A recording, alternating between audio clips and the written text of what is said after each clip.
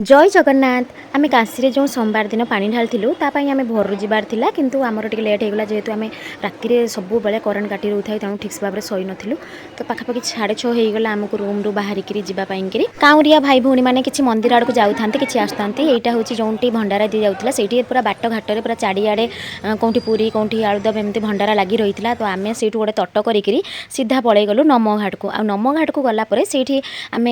आउ कि डब्बा आमर किणवार था तो से जाइए आम प्रथम डब्बा किणिलु तो जो नम घाटे एमती हाथ जोड़िकी अच्छा से तो ये मत पूरापूरी नेले बाकी से घाटर ही आम पा बुड़ेलु आ देखिपे हाथटा दूर के सुंदर भाव देखा मोर माने दुर्भाग्य जहाँकि मुझे पाक जापारे ये आमर पहुँची जाकि बाबा बड़ भक्त भाव में से गोटे छोट मटी शिवलिंग टे करने लगे जमी आम एपटे पंतई घाटर उठेले जमी प्रथम शिवलिंग टे करूँ पूजा करूँ तापर जाकि पानी नहीं आसू गंगार बुड़ पकईबार जो आनंद से मो मन में पूरा बहुत ही जोर थाए केत बुड़ पकईबी कहीं कलिकतार जो गंगा से मो बुड़ तो पकई तो ये आम डब्बा गुड़ी पूरा साइज करके पूरा रखिदे बाबा पाखे पूजा चलला आ जो फूल बेलपत्र से गुड़ाक से बिक्री ही होता आम से किणिलु ही किणला आम समस्ते टे पूजा करदेला आम नना जो आमको जो पद्धति कहते आम से पद्धति ही पूरापूरी पूजा करदेकी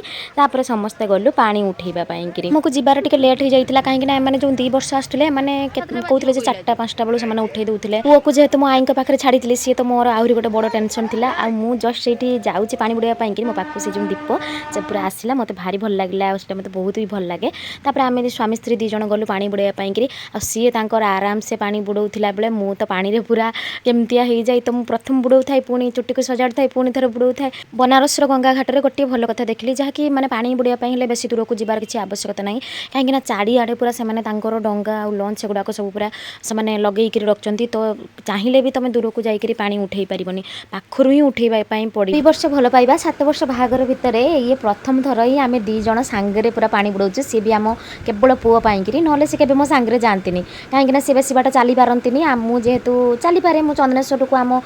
जो पंतई घाट टू पाखापाखि 14-15 किलोमीटर हुए सी एत बाट चली पारती 3-4 किलोमीटर हेल्ले सी थकी जाती तेणु मु मोर एका जाए आ सी कलिकतार माने गंगारू पानी आणिक चंदनेश्वर बाबा ढालु था किंतु यही थर ही आम 2 जन सांगे ही पानी बुड़ाई आस आमे पानी बुड़े सारा मो मौसी गला मो माँ जी कि जीवन में केबे भी माने पानी रे बुड़ंती सी मुंड के पानी रे बुड़ाती भारी डर लगे पानी रे सी आज पर्यंत केबे गच्छ को जो चढ़ा कि साइकेल चढ़ा से गुड़ाक भारी डर तो सी देखी पारते पूरा अल्प अल्प ही पानी रे बुड़ूला कि मौसी सी ऑलराउंडर ताको जहाँ किसी भी देले सी तार किसी प्रॉब्लम नहीं सी आराम से सब जिनस को पूरा ठीक ठाक कैरी करने तो माँ आमर केवल आम पुओ पाई धन डाकती तो धन पाई ही सी एत कष्ट करुँच ना तो सी जो ट्रेन ले माने सी शनिवार रविवार जो जीवा जो कष्ट यही थर सीना आम रिजर्वेशन करके आसचु किंतु पूर्वर से चालू ट्रेन ही आसती एत कष्ट मो माँ पाई केवल आम पुओ पाई सब ही करी मु जेहेतु गंगा घाटे थी तेणु केमी निजर कर्म न करती तेणु मु कौन कली ना सूर्यदेव को टे से जल अर्पण करदेली आते शांति से लगे जो मुझे जल अर्पण करूँ मो मन को भारी शांति लगुता है जहाँ हो भगवान को दयारू गंगा भलिया जगार माने बुड़ पकईबा पुणी सूर्यदेव को पानी अर्पण करवा यहाँ तो भाग्यर कथा तो एमती किसी आम कर सारापर आम आसिलु रेडी होकरी जो घट गुड़ी को से गुड़ाक आम गामछार बांधापी ये तांकर निज घट गुड़ाक पूरा आराम से बांधी था आ मो बेल को बेले बांधु था बेले खोलु था ये मत तो भारी चिड़ा लगुता है से टाइम मुझे निजर पूरा ठीक ठाक करदेच मो बेल को एमती करुच तेणु ठीक से बांधिकी रख तापर आम पलि आसिलु जो बाबा माने टीका दौले आम से चंदन आ सिंदूर टी मुंडे लगे बाहरी पड़ू आम काउरिया जात्रा बाट तो सेमती किसी कष्ट नाला कहीं स्ट्रेट ही आमको आसबार थिला जो त्रिशूल चिन्ह अच्छी से पर्यंत बाकी रास्ता आम घर जमी जगन्नाथपुर हम मैंने पाखापाखि 4 किलोमीटर से ही आमको चलबार थिला बाटर ये आम पुओ बेलून आणुले तो बेलून कहली एत दूर नबानी काले फाटी जा आम तो मंदिर को डायरेक्ट जा जिते आम त्रिशूल पाखे पहुँच गलु से मन को आश्वस्ति लगे कहीं त्रिशूल ही आम यूटर्न मारिक आम रूम आड़ को जबार था आम रूम तो काशी विश्वनाथ मंदिर पूरा सीधा रास्ता आम आसिक आम रूम पाखे पहुँच गलु ये आम आम मोबाइल आ सब जिन पत्र रखिदेक जा तो पानी ढाड़ी आसला पुणी कथा 9:40 बेलू आम से पानी ढालिक बाबा पाखे पलि आसलु जो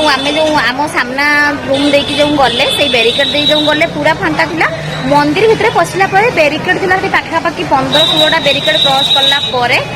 जाइए पूरा लाइन में जाइए आम पाखापाखि माने 1.5 घंटा आम से मंदिर भितर ही अच्छु बाबा को आज मुझे भल भाव पूरा दर्शन करके आसी बहुत सुंदर भाव में पूरा बाबा आमर बसती पानी भी आज पूरा से बाबा पाखक ही जाऊँगी काली बरम जाऊँ कि आज पूरा पाखक जाऊँगी मतलब भारी दर्शन करके बहुत भल लगे और बाट सारा आसला बेले आम भंडारा दि जाऊला अनेक लोक से दौले तो आम आलू रे कौन या पूरी छला एगुड़ा सब होता खाई आम पलि आसिलु यही टाइम भ्यूटा मुझे देखा देखिपारे केते सारा क्राउड एबे भी अच्छी